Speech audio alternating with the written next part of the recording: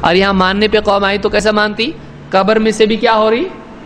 کرامت ہو رہی ہے کہ فلاں بزرگ ہیں. لوگ جو ان کی قبر سے مٹی لے جا کے باندھ رہے گلے میں یا کہاں پہ بھی، جہاں جی میں آئے، اس میں آپشنز ہیں، تمہاری مرضی بھائی، کہیں بھی باندھو. تو فلاں بزرگ کی قبر پہ سے مٹی لے جا کر جو باندھتا تھا اس کو شفا ہو جاتی تھی. اب جو پبلک مٹی لے جانا شروع کی تو قبر کا کیا ہونے لگا؟ کھدائی شروع ہو گئی. لے جانے والے لے جائے تو کیسے ٹوٹ پڑتے ہیں. تو بیٹا پریشان ہو گیا ایک دم. بیٹے نے آگے قبر پہ کیا کہا؟ آپ کی تو کرامت ہو گئی اور ہماری مصیبت.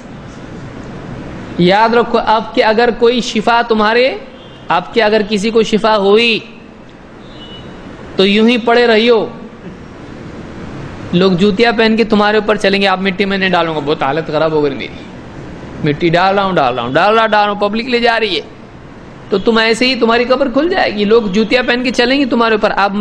اب بس ہو گیا، یہ کیا ہے؟ تو باپ اور بیٹے کا کیا ہو گیا؟ Without mobile communication, direct communication نہیں ہے.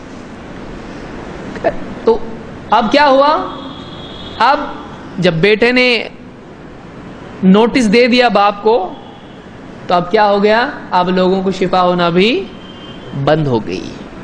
تو قبر کے اندر سے میڈیکل ہیلپ چل رہی ہے، وداؤٹ میڈیسن کیا ہو رہا ہے؟ لوگ شفا پا رہے ہیں. یہ کیا ہے؟ یہ اسلام ہے.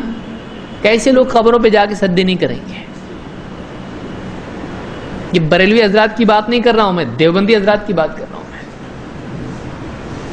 ارواح ثلاثہ میں لکھا ہوا ہے، اشرف علی تھانوی صاحب نے لکھا ہے اس کو. تو بہرحال ایسی بھی قوم ہے کہ قبروں کی مٹی لے جاؤ، گلے میں باندھو. اور بیٹے کو ٹینشن یہ نہیں ہے کہ لوگ کیا کر رہے ہیں، بیٹے کو ٹینشن ہے کہ آپ کیا کر رہے ہیں، میری کمر ٹوٹ رہی نا. تو اور باپ کو جا کے بول رہا، دیکھیے وہ کیا مان رہا ہے؟ اللہ کی طرف سے مان رہے ہو، اللہ سے دعا، اللہ کیا کر رہا ہے تو ایسا مت کر، اس لیے کہ لوگ شرک میں جا رہے ہیں. اللہ تو نہیں کر رہا ہے. یہ کون کر رہا ہے؟ اس کے نزدیک باپ کر رہا ہے. تو باپ کو جا کے وارننگ دے رہا ہے، الٹیمیٹم، کہ اگر آپ کے کسی کو شفا ہے تو یاد رکھو پھر تمہارے اوپر لوگ چلیں گے، میں تو مٹی نہیں ڈالنے والا، بس ہو گیا میرے کو. پھر فوراً کیا ہو گیا؟ اور ریموٹ سے جتنی پبلک کے جو لسٹ میں نام تھے سب بلینک، سب فائل ڈیلیٹ. اب کسی کو شفا نہیں ہو رہی ہے. اب جو وائی فائی چالو تھا سب بند.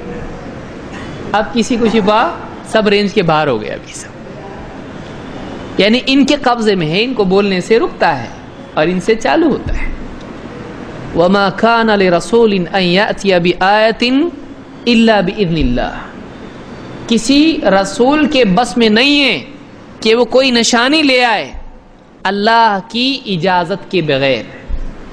اللہ نہ چاہے کوئی نہیں کر سکتا ہے.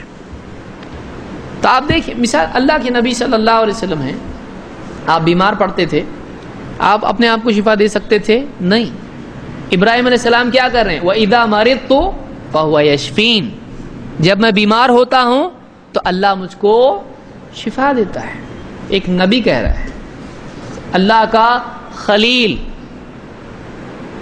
اللہ کا خلیل، ایک دم دوست، جن کو اللہ نے خلیل قرار دیا، اپنا خلیل بنایا. تو ابراہیم علیہ السلام قرآن میں سورہ شعراء میں کیا کہہ رہے ہیں؟ وَإِذَا مَرِضْتُ فَهُوَ يَشْفِينِ. جب میں بیمار ہوتا ہوں تو اللہ مجھ کو کیا کرتا ہے؟ شفا دیتا ہے. اب یہاں حضرت کیا ہے؟ قبر میں سے ان کا ابھی بھی کام چالو ہے، ابھی تک پبلک کی فکر ہے، چالو ہے کام، لوگوں کو شفا دے. لوگ کفر و شرک میں پڑ رہے ہیں، ان کو اس سے شفا نہیں مل رہی.